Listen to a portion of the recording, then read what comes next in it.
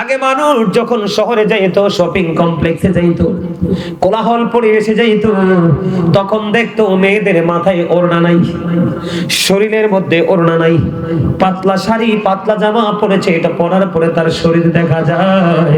এখন কিন্তু ওই সমস্ত নারী দেখার জন্য শহরে যাওয়া লাগে না, এখন গ্রামে গঞ্জেও কিন্তু ফ্যাশন শো শুরু হয়ে গেছে। কথা বলেন না কেন? শুরু হয়েছে কি হয়েছে না? আমি আপনাদেরকে আজকে বলে যাই, নারীরা শুধুমাত্র বিশেষ কারণে বন্ধ হাতের তালু দেখাতে পারবে, পায়ের তালুটা ওপেনিং করে রাখতে পারবে, পায়ের তালু এবং হাতের তালু দেখাতে পারবে।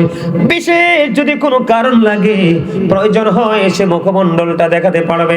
যেমন সে হজে যাবে, পাসপোর্ট করতে হবে, ছবি লাগবে, ওই ক্ষেত্রে তার এই মুখমণ্ডলটা দেখাতে পারবে, অন্যথায় মাথা থেকে পা পর্যন্ত ঢেকে রাখা ফরজ। আর আমরা যারা পুরুষ আছি, আমাদেরও কিন্তু পর্দা ফরজ। কিন্তু পুরুষরা সারা জীবন নারীদেরকে টিটকারি দিয়েছে আর কি দিয়েছে, কিন্তু পুরুষের এই পর্দা যে ফরজ, এটা পুরুষ আজও জানে না অনেকেই। আল্লাহ রাব্বুল আলামিন বলেছেন, বান্দার জন্য, আদম সন্তানের জন্য 3 শ্রেণীর পোশাক আল্লাহ বরাদ্দ দিয়েছে।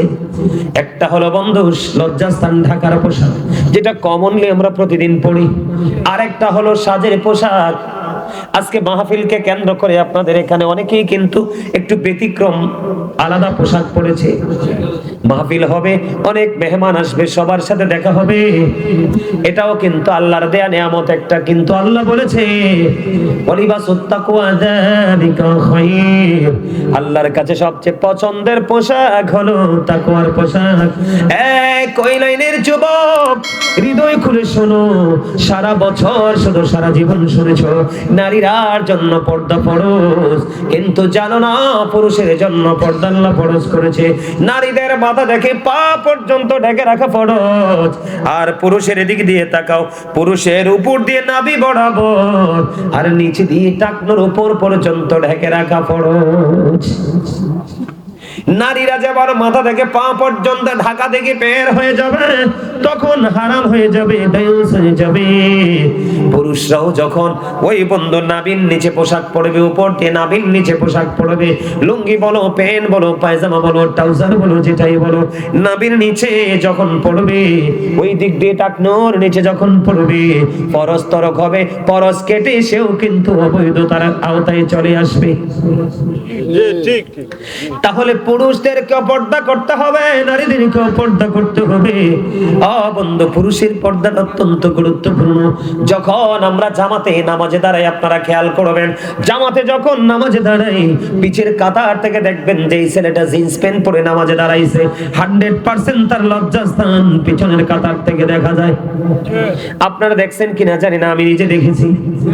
যেই ছেলেটা বন্ধু, আমি পর্দা না করার যে অবৈধ পোশাকটা পরার যে রিঅ্যাকশনটা কি, দাদা কি কয় শোনেন, মুরব্বীরা বলছে শিয়ালনির 7টা, বাঘিনীর একটা। এখান থেকে একজনও যদি শিক্ষা নেই, আজকের মাহফিল সাকসেস। জি জি জি। আপনারা কি টেনশন করেন? লক্ষ লক্ষ মানুষ হওয়া লাগবে? এই আস্তে আস্তে করে লক্ষ লক্ষ মানুষ আসবে না, আরো কমবে, এটা বাস্তবতা। কিয়ামতের আলামত রাসূল বলেছেন। আল্লাহ কোরআনে বলেছেন, ইন্নাল কাফিরিনা কানু লাকুম আদুওয়াম মুবিনা। আল্লাহ বলেছেন, the heretics are the eternal enemy of the believers. আল্লাহ বলেছেন, ঈমানদারদের প্রকাশ্য শত্রু হলো বেঈমান কাফেররা। আজকে ছেলে বলেন, মেয়ে বলেন, উভয়ই কিন্তু বেঈমান কাফেরদের অপসংস্কৃতি লালন করছে।